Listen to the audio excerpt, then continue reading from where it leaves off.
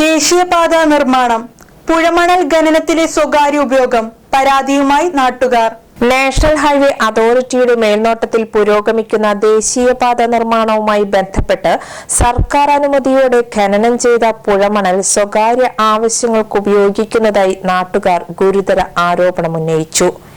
കിഴക്കുവശത്ത് നമ്മളെ മുസിരിസ് ബസ് സ്റ്റാൻഡിന് അടുത്തായിട്ട് ശിവാലയ കമ്പനിക്ക് വേണ്ടി പുഴയിൽ നിന്ന് മണ്ണ് ഡ്രഡ്ജ് ചെയ്തെടുത്തിരുന്നു. അത് അവർ ബൈപ്പാസിലേക്ക് ഉപയോഗിക്കാനാണ് ചെയ്തിരുന്നത്.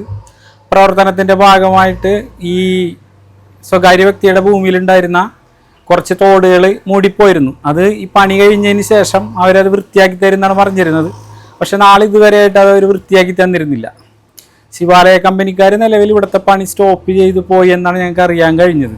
പക്ഷെ അതിനുശേഷം മണ്ണവിടെ ബാക്കി, ഒരു 10-20 ലോഡോളം മണ്ണ് അവിടെ ബാക്കി വന്നിരുന്നു. ആ മണ്ണ് സ്വകാര്യ വ്യക്തി സ്വന്തം പറമ്പ് നികത്താൻ ഉപയോഗിച്ചുകൊണ്ടിരിക്കുകയാണ് ഈ സമയത്ത്.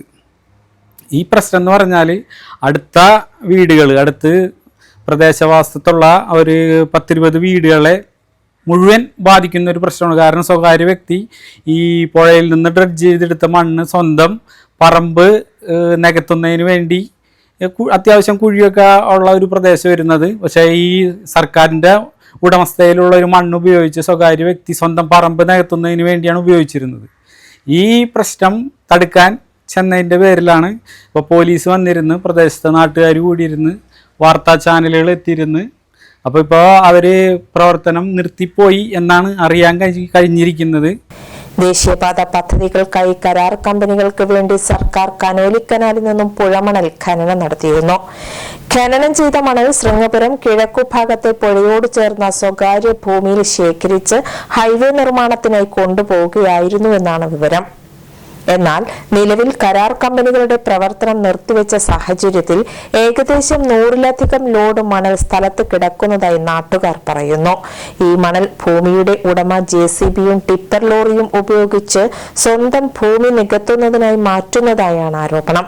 സമീപ കനാലുമായി ബന്ധപ്പെട്ട് കിടക്കുന്ന തോട് ഭാഗികമായി നികത്തിയതായും പ്രദേശവാസികൾ പറയുന്നു. ഇതുമൂലം മഴക്കാലത്ത് സമീപവാസികളുടെ വീടുകളിൽ വെള്ളക്കെട്ടുണ്ടാകാൻ സാധ്യതയുണ്ടെന്നും പ്രകൃതിദത്ത ജലസ്രോതസ്സുകൾ തടസ്സപ്പെടുന്നതിലൂടെ പരിസ്ഥിതി പ്രശ്നങ്ങൾ രൂക്ഷമാകുമെന്ന ആശങ്കയും ഉയരുന്നു.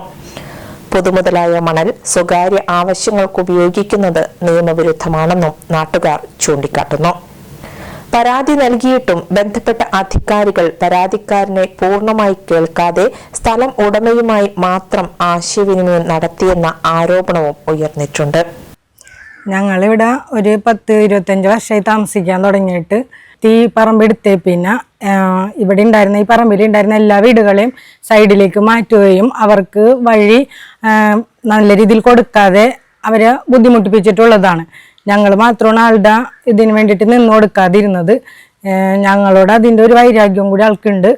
കൂടാതെ ഇപ്പം മണ്ണുകാർ മണ്ണെടുത്ത് പോയി കഴിഞ്ഞിട്ടും ആ മണൽ ഉപയോഗിച്ച് ഞങ്ങളുടെ വീടിന് ചുറ്റും തന്നെ നിരത്തുകയും ഞങ്ങൾക്ക് വെള്ളം പോകാനുള്ള വഴി ഇല്ലാതാക്കുകയും ചെയ്തിട്ടുള്ളതാണ്.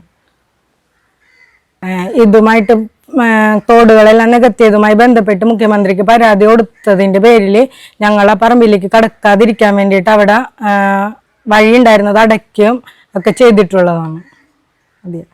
അതേസമയം ഈ നികത്തൽ പ്രവർത്തനങ്ങൾ കമ്പനിയുടെ അറിവോടെയല്ല നടന്നതെന്നും മണൽ ദുരുപയോഗം ചെയ്തിട്ടുണ്ടെങ്കിൽ ഉത്തരവാദികൾക്കെതിരെ നടപടി വേണമെന്നും കരാർ കമ്പനി ഉടമകൾ പറഞ്ഞു. പൊതുപ്രയോജനത്തിനായി ഖനനം ചെയ്ത മണൽ സ്വകാര്യ ആവശ്യങ്ങൾക്ക് ഉപയോഗിക്കുന്ന നടപടികൾ അടിയന്തരമായി നിർത്തിവെച്ച് നിയമ നടപടി സ്വീകരിക്കണമെന്ന ആവശ്യം നാട്ടുകാർ ശക്തമായി മുന്നോട്ട് വച്ചിരിക്കുകയാണ്. സംഭവത്തിൽ സമഗ്രമായ അന്വേഷണം ആവശ്യപ്പെട്ട് പരാതി നൽകിയിട്ടുണ്ട്.